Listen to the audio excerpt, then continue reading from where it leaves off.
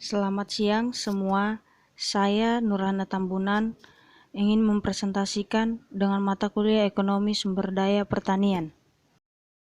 Di sini saya akan membahas materi tentang barang publik, eksternalitas, dan hak kepemilikan. Barang publik. Apa itu barang publik?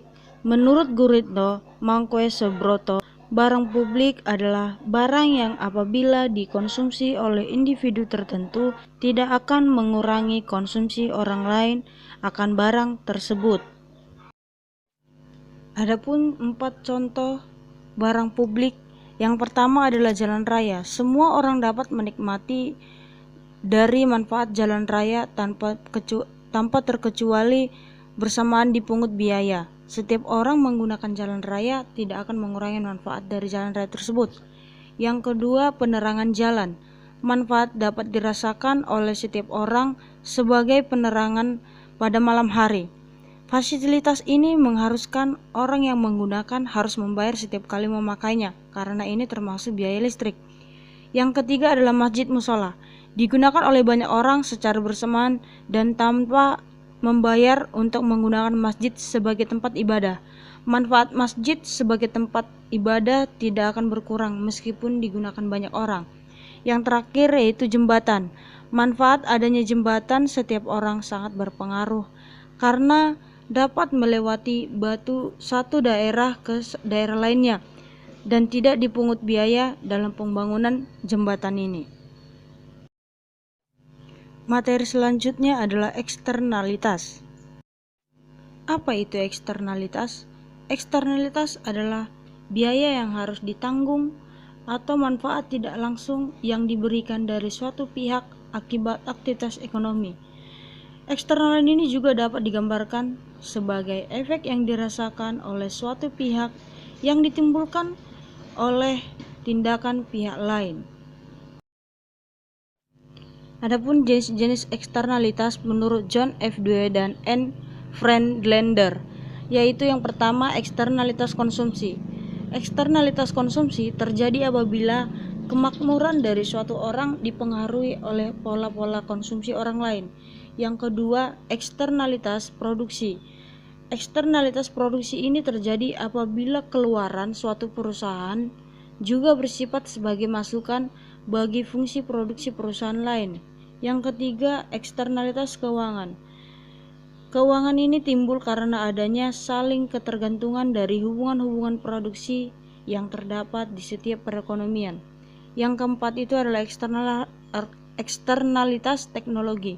Ini terjadi apabila produsen dari suatu kegiatan tertentu tidak dapat membuat semua keuntungan menjadi kenyataan atau tidak dipaksakan untuk memikul semua biaya yang timbul akibat dari kegiatan yang diderita oleh perusahaan-perusahaan atau anggota-anggota masyarakat sehingga timbul keuntungan atau kerugian eksternal.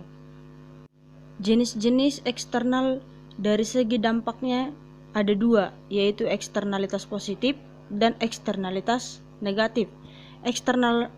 Eksternalitas positif adalah dampak yang menguntungkan dari suatu tindakan yang dilakukan oleh suatu pihak terhadap pihak lain tanpa adanya kompensasi dari pihak yang diuntungkan.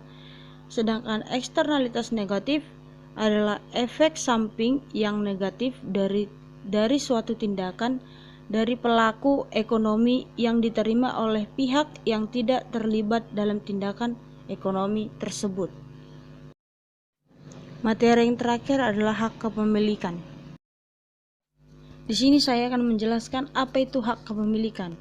Menurut Voronbot dan Ritter, hak kepemilikan adalah hak untuk menggunakan, hak untuk mengubah bentuk dan isi hak, dan untuk memindahkan seluruh hak-hak atas aset atau beberapa hak.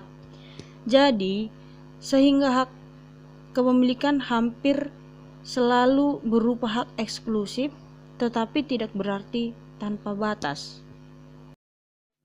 Menurut Bromley 1991 ada 4 hak kepemilikan memiliki rezim atau rezim.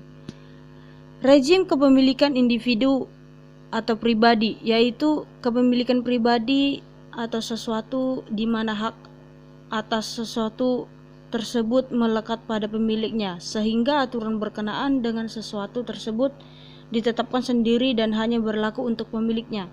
Yang kedua, rezim kepemilikan bersama, yakni kepemilikan oleh sekelompok orang tertentu di mana hak, kewajiban, dan aturan ditetapkan berlaku untuk anggota kelompok tersebut.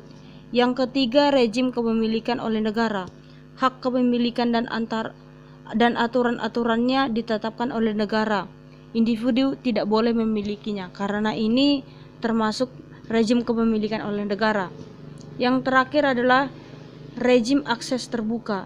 Tidak ada aturan yang mengatur mengenai hak dan kewajiban pada rezim akses terbuka ini. Nah, di sini ada contoh hak kepemilikan. Contoh hak kepemilikan ini saya ambil, yaitu salah satu contohnya, jika industri akan membuang limbah ke sungai, maka ia harus membayar dan memberikan kompensasi kepada pihak yang dirugikan. Hal ini dapat dilakukan jika hak masyarakat atas jasa lingkungan sungai telah mendapatkan pengakuan.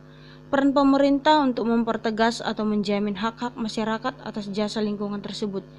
Jadi di sini masyarakat di sini menuntut haknya agar limbah-limbah yang di perusahaan itu dapat diberdayagunakan.